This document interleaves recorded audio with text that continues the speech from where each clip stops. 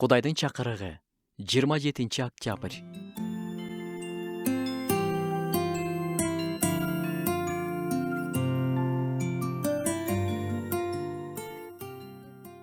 Бардык үчүн ыраазычылык билдиргиле.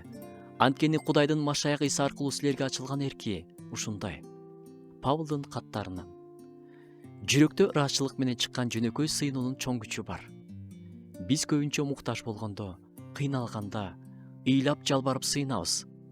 Ыраазычылык билдирүүчү жалаң гана жакшы нерселер үчүн эмес, кыйынчылыктар үчүн, сыноолор үчүн, жолдорубузду түшүнбөй турган учурларда да ыраазычылык сыйынуусу болуп жатабы? Бардыгы үчүн ыраазычылык билдирүү бул биздин ишенимибиздин тирүү болгону. Жообун ала элек болсок да, түшүнбөй жатсак да, ыраазычылык билдиргенибиз Кудайга мен сага толук ишенем. Кудайым, сен ишенимдүү экениңди билем. Бардыгын жакшылыкка бурарыңа ишенем деп жатканыбыз.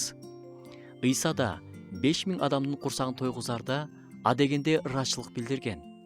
Лазарды тирилткенде да ал адегенде ыраазычылык билдирген. Ыраазычылык билдирүү кереметке жол ачкан.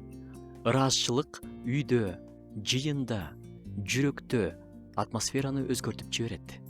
Ыраазычылык наалууну, коркунучту жана таарынычты талкалайт. Ыраазычылык менен тынчтык, күч, Кудайдын колдоочу күчү келет. Ыраазычылык билдирген адамдар болгонго чакырам.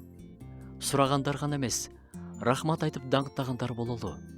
Ушул аркылуу Кудайдын күчүн көрөбүз.